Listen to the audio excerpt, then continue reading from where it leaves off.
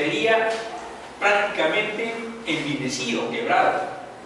Y este sistema social permanentemente está envileciendo, quebrando, empobreciendo el lenguaje, el idioma. Entonces ahí la resistencia de la que hablaba Arturo, la resistencia, el derecho de nosotros a expresarnos poética y literariamente, ¿no? Todos podemos hacer poesía. Entonces, ¿sobre qué podemos hablar en poesía? No hay temas que no se puedan tocar, todos los temas se pueden tocar.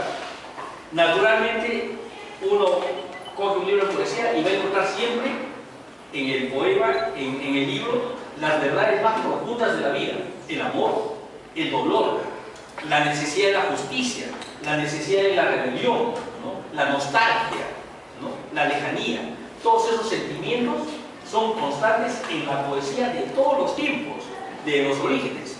Desde que la poesía ha existido, como existe hasta hoy, solamente en lengua oral, porque la poesía existió un buen tiempo solamente de manera oral, antes que exista la escritura, ya existía poesía. Es decir, la poesía se inicia con la existencia humana.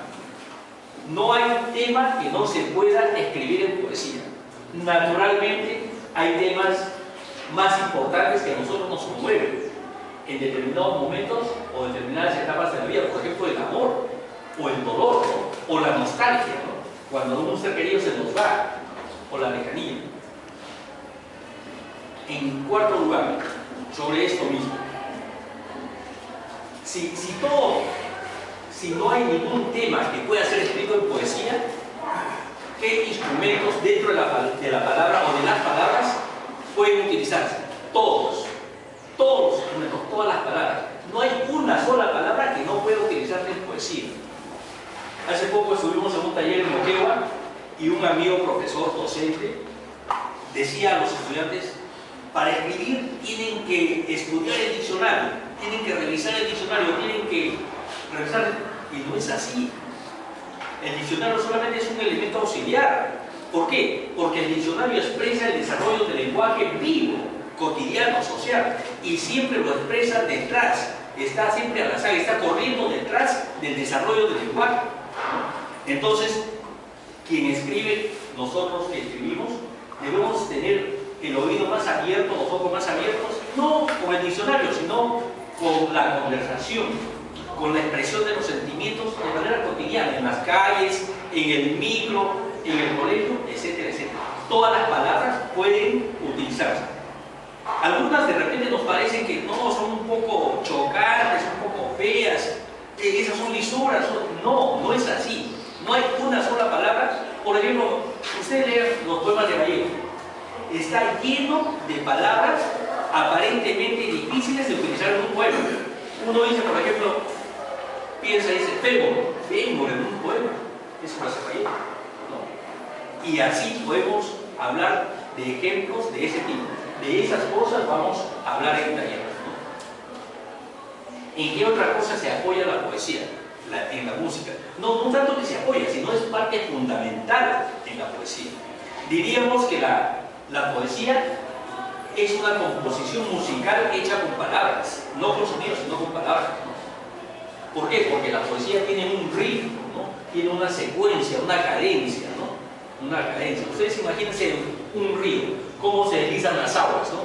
De manera armoniosa, aun cuando se enfrenten contra una roca, o aun cuando el cauce se angoste, ¿no? Sea más pequeño, sigue siendo armónico ese curso que siguen las aguas de un río. Ese es el curso, ese es el fluir que busca quien escribe poesía, que sea armónico, que sea bello, lo que no significa que sea recortado en su expresión, solamente lo bonito, lo que sirve para maquillar, no. Puede haber en la poesía fuerza. Así como hay ternura, hay amor, hay cariño, hay delicadeza, también puede y debe haber fuerza, violencia, rebeldía, ¿no? Pasión, ¿no? Y para eso están las palabras. El lenguaje humano es riquísimo, ¿no? Es inagotable. Cuando pareciera que se agota, ahí el pueblo está recreando el lenguaje. Y los sabios de la Real Academia están estudiando a ver qué palabras nuevas incorporar a su diccionario, que lo revisan todos los años. Es decir, el lenguaje es mucho más rico que los 50 tomos del diccionario de la Real Academia. El lenguaje está en nosotros, está en el pueblo que lo está renovando todos los días y a cada rato.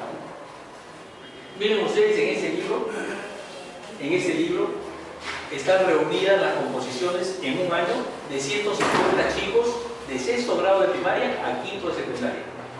Y miren ustedes cómo se expresa un pequeño 6º de primaria.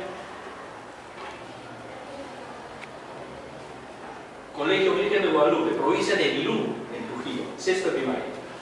Oh Señor, dice, oh Señor de los cielos, tú, nos hace recordar a Vallejo, tú que has creado el mundo eterno, ya no alumbras nuestro camino con tu resplandor, no das de comer a tus hijos, ya no me desahucies más, no queremos estar en este hueco, no nos conformamos con tu pan,